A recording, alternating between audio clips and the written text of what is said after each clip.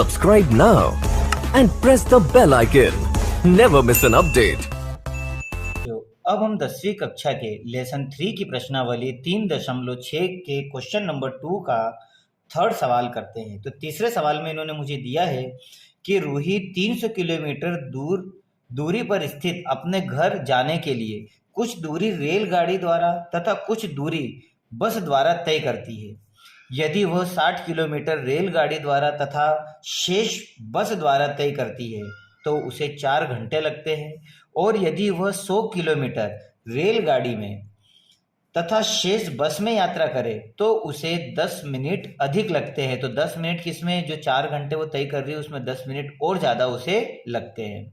तो रेलगाड़ी एवं बस की क्रमशः चाल ज्ञात कीजिए। तो हमें रेलगाड़ी और बस की चाल ज्ञात करना है। बच्चों, इस सवाल को करने के लिए हमें इससे पहले बहुत अच्छी तरह समझना होगा।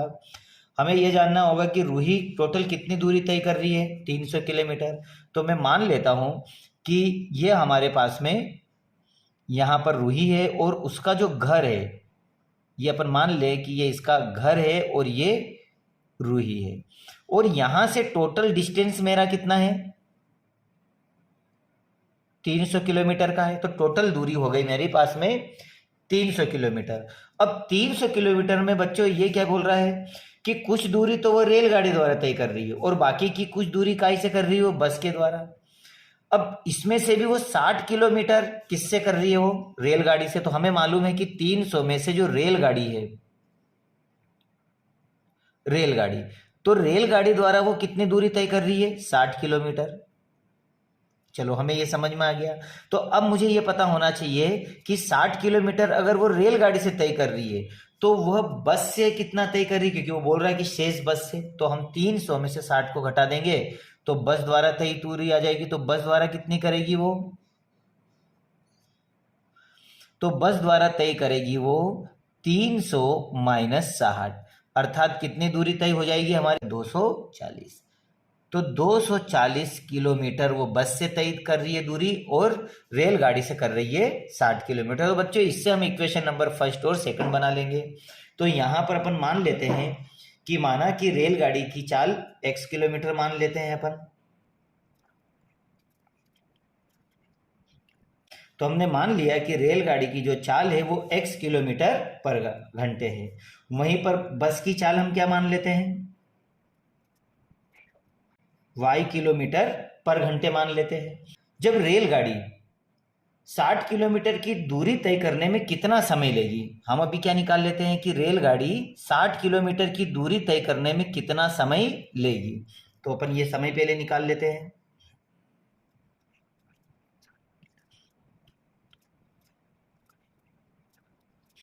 तो समय का सूत्र हमारे पास क्या है, दूरी बटे चाल। तो हम बड़ी आसानी से इससे निकाल लेंगे, दूरी बटे चाल। तो आपको मालूम है कि रेलगाड़ी द्वारा इसकी दूरी कितनी है, तो दूरी हमारे पास में 60 किलोमीटर, क्योंकि वो 60 किलोमीटर चल रही है। और इसकी चाल क्या है, तो चाल हमारे पास में रेलगाड़ी की x है। तो इस तरह से इसका समय निकल जाएगा, अर्थात यह बन जाएगा मेरे पास में 60/x। तो ये हमारा मान आ गया। अब उसी तरह से ये मैंने किससे निकाला, रेलगाड़ी का। अब मैं किसका निकाल लेता हूं, बस का। तो मैं लिख देता हूं यहां पर कि बस टोटल दूरी 300 है, जिसमें से 60 किलोमीटर वो रेलगाड़ी के द्वारा चल चुकी है। तो इसका मतलब है कि बस द्वारा अब वो कितनी दूरी तय कर रही है, 240। ये मैंने इसलिए लिख लिया ताकि आपको पता रहे कि 240 कहां से आ रहा है, किलोमीटर की दूरी तय करने में लगा समय।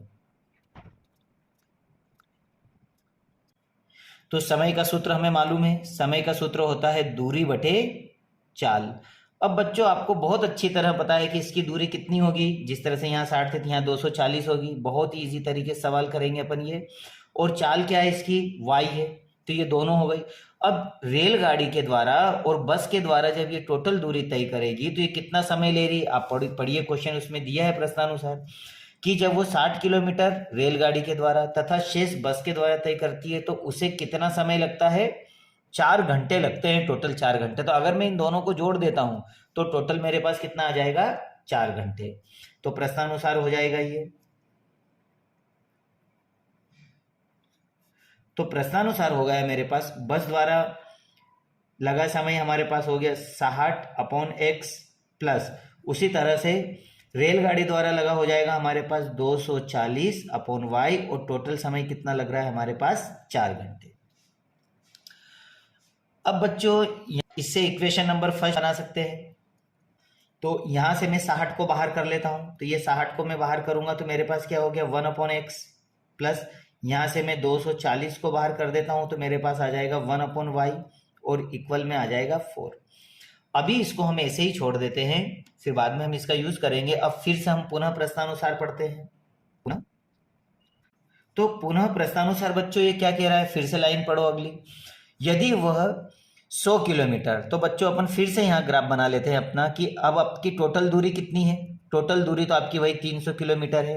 ये यहाँ पर आपके पास में रूही है और ये उसका घर है, जैसा हमने ऊपर किया था सेम वैसे ही मैं आपको समझा रहा हूँ यहाँ पर। अब वो टोटल रेलगाड़ी से कितना चल रही है 100 किलोमीटर, तो आप लिख लो यहाँ पर रेल गाड़ी।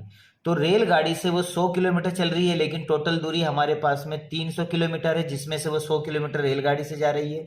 तो अब बच्चों बताओ कि वो बस द्वारा कितना चलेगी, तो बस शेष भाग वो बस द्वारा तय करेगी। तो इसका मतलब है कि 300 में से जो चली गई रेलगाड़ी की दूरी है उसे घटा दो, तो बस द्वारा हो जाएगी 200 किलोमीटर।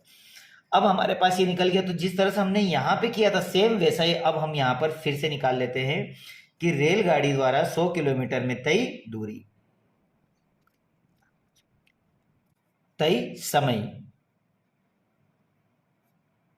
तो तय समय कितना हो जाएगा हमारे पास में दूरी बटे चाल, वही जो हमने ऊपर किया था। तो बच्चों दूरी कितनी है इसके पास 100 किलोमीटर, आप 100 किलोमीटर लिख दीजिए। और इसकी चाल क्या है, तो चाल इसकी x है, रेलगाड़ी की हमारे पास में x है, तो ये हो जाएगा हमारे पास 100 बटे x। अब उसी तरह से अब मैं निकाल लेता हूं बस का। अब बच्चों बस में टोटल दूरी हमारे पास 300 किलोमीटर है। अब 300 किलोमीटर में से 100 किलोमीटर उसने तय दूरी कैसे कर दी रेलगाड़ी से, तो अब उसके पास कितनी दूरी बचेगी 200 किलोमीटर। तो अब मैं यहां लिख सकता हूं यहां पर कि 200 किलोमीटर की दूरी तय करने में लगा समय।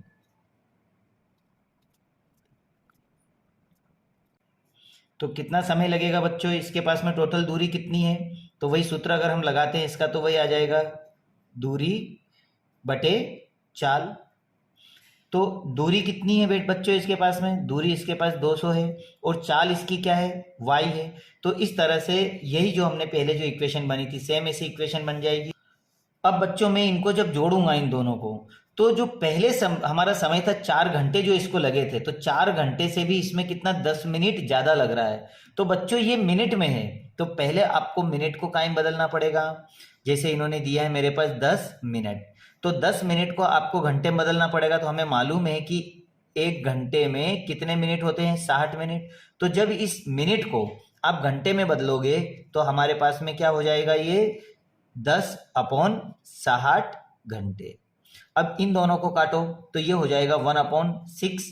इसका मतलब ये है कि 4 घंटे और उसमें ये वाला टाइम आपको ऐड और करना पड़ेगा। तो इस तरह से आपके पास में इसकी टोटल दूरी आ जाएगी। तो ये लिखा हमने 100 अपॉन में x, अपॉन में क्या हो जाएगा हमारे पास 200 अपॉन में y और बरोबर। अब ये क्या बोल रहा है कि जो पहला जो समय लगा था इसका 4 घंटे, तो ठीक है 4 घंटे तो हमें समझ में आया, प्लस लेकिन 10 मिनट और ज्यादा ले रहा है। तो देखो बच्चों ये घंटे में है और ये मिनट में है, तो इसीलिए मुझे मिनट को कायम बदलना पड़ेगा घंटे में। तो हम यहाँ पर जब इसको घंटे में बदलेंगे तो ये मैंने आपको बता दिया है, तो ये हो जाएगा 1/6। तो अब आपको समझ में आया है कि 10 मिनट को हमने 1/6 घंटे में बदल दिया है और इसमें ऐड कर दिया है।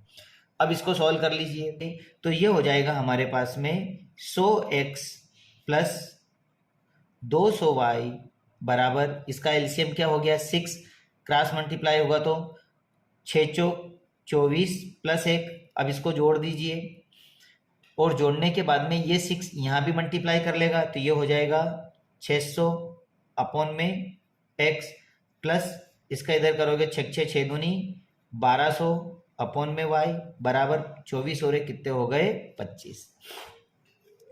अब बच्चों यहां से हम 600 को बाहर कर लेते हैं। ये 600 को बाहर किया तो क्या आ गया 1/x प्लस यहां से हम 1200 को बाहर कर लेते हैं तो 1/y और बराबर आ गया हमारे पास 25। अब हमने जो पहले प्रश्नानुसार था और जो दूसरा प्रश्नानुसार था, दोनों में देखो बच्चों हम यहाँ पर क्या देख रहे हैं, 1/x 1/x 1/y 1/y। तो इसकी जगह पर हम मान लेते हैं p और q। तो मैं लिख लेता हूं यहाँ पर कि माना 1/x बराबर हम p मान लेते हैं, वहीं पर 1/y बराबर हम q मान लेते हैं। तो मैं इसके बराबर p और q मान लेता हूं और इसको मैं p q में कन्वर्ट कर। तो बच्चों समीकरण एक आपकी क्या बन जाएगी, जब आप यहाँ पर वैल्यू रखोगे इसमें, तो ये हो जाएगी आपके पास में 60 और 1/x का मान आपने क्या रखा है, p, ठीक है, प्लस उसी तरह से ये हो जाएगा आपके पास 240 और आपके पास 1/y बराबर q है, तो ये हो गया 240 q बराबर 4। ये बन गया आपकी इक्वेशन नंबर फर्स्ट। ठीक उसी तरह इक्वेशन नंबर सेकंड यहां बना लो, तो ये हो जाएगा 600p प्लस 1200q बराबर 25। तो ये बन गया आपकी समीकरण नंबर 2। अब बच्चों समीकरण 1 और 2 को हम विलोपन विधि से हल कर लेते हैं। विलोपन विधि में हम 600 का क्रॉस मल्टीप्लाई ऊपर कर देते हैं और 60 का नीचे। तो बच्चों जब 600 का इसमें आप करोगे तो 6 6 36, अर्थात ये हो जाएगा आपके पास में 3 0। ये तो हो गया आपके पास p प्लस जब 240 का और इन दोनों का मल्टीप्लाई करोगे तो ये बचेगा आपके पास 144 और 2 और एक 3 0 1 2 3। तो ये आ गया आपके पास में q। अब बरोबर और 4 आपके पास 4 और 600 का मल्टीप्लाई हो जाएगा आपके पास में 2400, 6 2400। अब उसी तरह से 60 का मल्टीप्लाई इधर कर दीजिए, तो 6 6 3600 36,000 p प्लस 12 का और 60 का मल्टीप्लाई कर दीजिए, तो 12 6 72। तो ये आ जाएगा आपके पास में 72 और 1 2 3 q।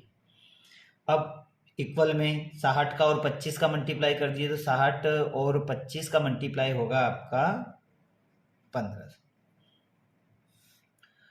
अब इन दोनों को आपस में घटा दीजिए, जैसे प्लस की है तो माइनस, प्लस की है तो माइनस, और ये प्लस की इसलिए माइनस, ये दोनों कैंसिल हो जाएगी। और इन दोनों को जब हम घटाएंगे तो हमारे पास बचेगा 7200। और इक्वल में जब इन दोनों को घटाएंगे तो प्लस की संख्या बड़ी है इसलिए यहाँ आ जाएगा 900। अब 900 से मैं इसको क्या कर देता हूँ, डिवाइड कर देता हूँ।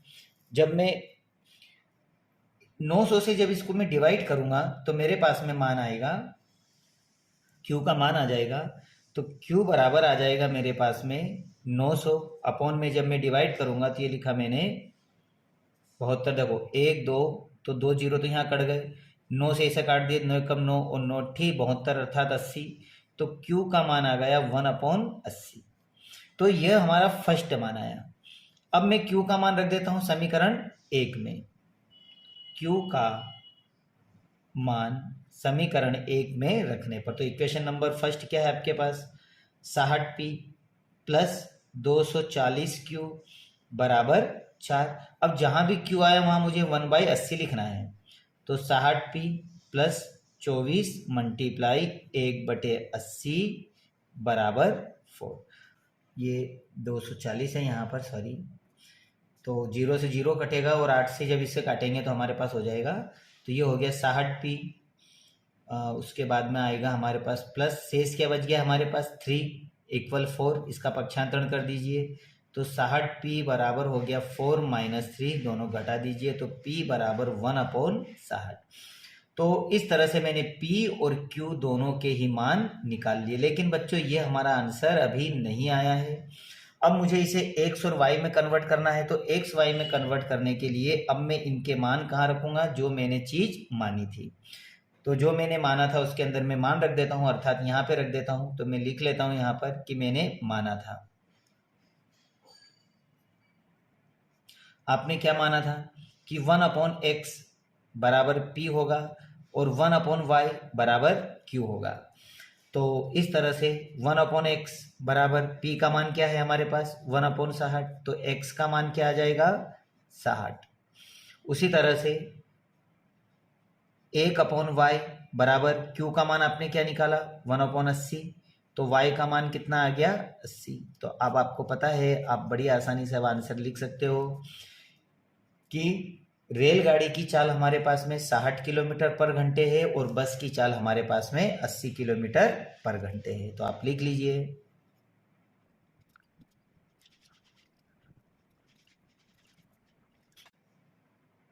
और यही आपका आंसर है। Subscribe now and press the bell icon. Never miss an update.